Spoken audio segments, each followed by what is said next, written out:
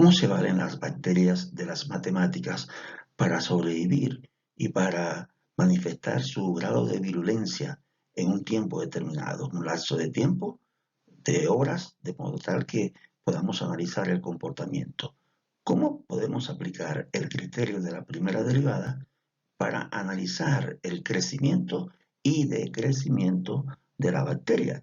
Es decir, su posibilidad de sobrevivir o de morir, de modo que afecte o no afecte, contagie o no contagie a las personas. Vamos a analizar la máxima y la mínima virulencia en relación a los puntos críticos, es decir, en base al punto máximo y al punto mínimo.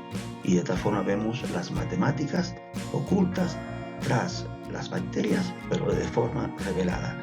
Esa es nuestra intención con esta lección. El problema que nos plantean es el siguiente.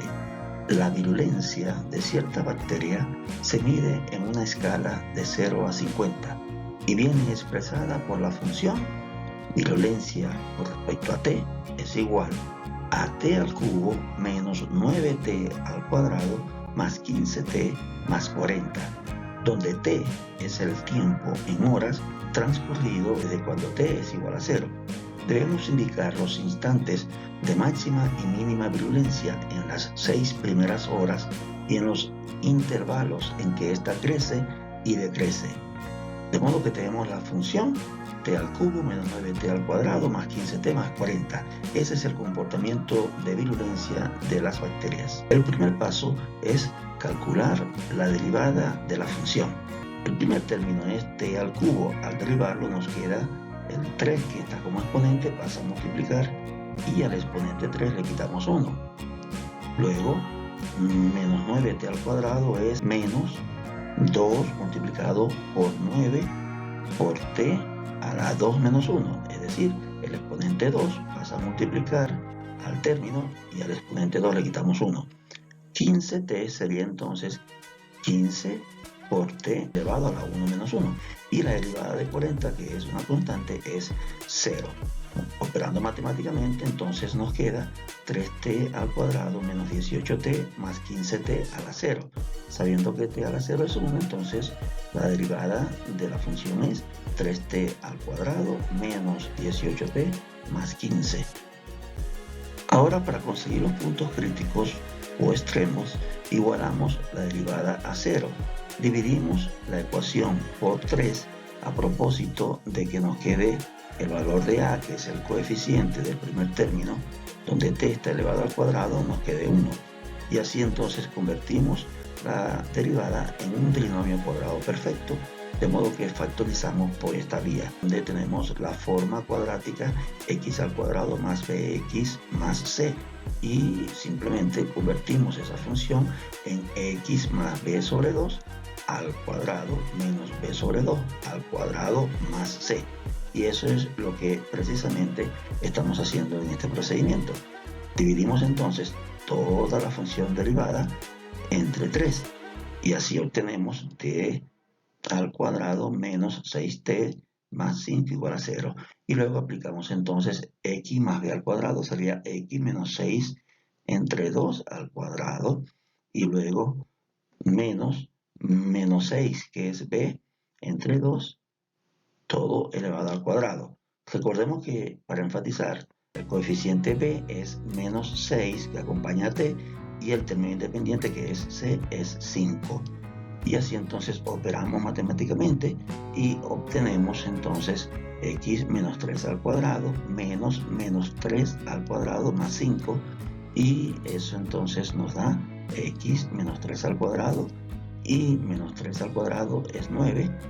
Dejamos el menos que está aquí afuera, menos 9 más 5, y luego entonces este menos 9 más 5 lo podemos pasar al lado derecho aplicando una suma en ambas partes de 9 y resta en ambas partes de 5, y así entonces nos queda x menos 3 al cuadrado es igual a menos 5 más 9. Luego aplicamos raíz cuadrada a ambos términos, sin olvidar que la raíz cuadrada entonces nos puede dar más o menos el término que tenemos al lado derecho. Entonces ahora sí, esta raíz la podemos cancelar con este 2 y obtenemos x menos 3 igual a más o menos 2. Y entonces x sería igual a más o menos 2 más 3.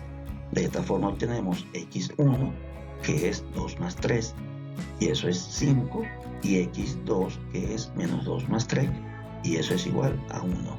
Ya encontramos los puntos extremos o críticos en el valor x o en el eje de las abscisas, en el eje de las x. x1 es igual a 5 y x2 es igual a 1. Ahora estamos en condición de calcular la virulencia, es decir, calcular el valor para cada x dado en el eje de las y, en el eje de las ordenadas. Para cuando el tiempo es 0, es decir, en un inicio, sustituimos 0 en la función original. Y eso nos da entonces como resultado 40. De modo que la virulencia de la bacteria comienza con 40. Luego, cuando ha pasado una hora, la virulencia es 47. Cuando han pasado 5 horas, la virulencia es 15. Y cuando han pasado 6 horas, la virulencia es 22. Simplemente hemos sustituido en la función original el valor del tiempo, es decir, 0, 1, 5 y 6. Así que cuando t es igual a 0, es decir, en el inicio, obtenemos el punto 0,40, indicando que la virulencia es 40. Cuando el tiempo es 1, encontramos un punto extremo, que es 1,47. Y decimos que es extremo porque es el máximo valor que obtenemos al sustituir el tiempo en la función original. Y entonces la virulencia es 47.